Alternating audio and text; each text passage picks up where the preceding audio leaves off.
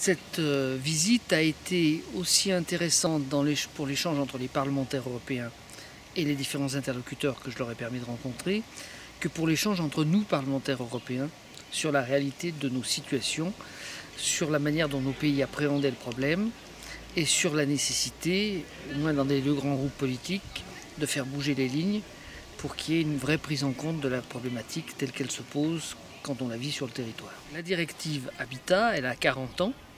La Convention de Berne, elle a bientôt 50. L'une comme l'autre ont été pris à un moment où l'état de conservation de l'espèce loup n'était pas celui d'aujourd'hui. Et donc cette directive, ces annexes ont besoin d'être révisées pour coller à la réalité. Il y aura de toute façon un rapport de la mission qui sera présenté à la commission de l'environnement à la rentrée au mois de septembre. Dans le même temps, suite à la rencontre interparlementaire du 15 mai dernier, j'ai préparé avec Beauvais un projet de résolution qui est en train de circuler auprès des parlementaires qui ont fait partie de la réunion intergroupe. Et l'objectif suivant, c'est un débat avec résolution au sein de l'hémicycle.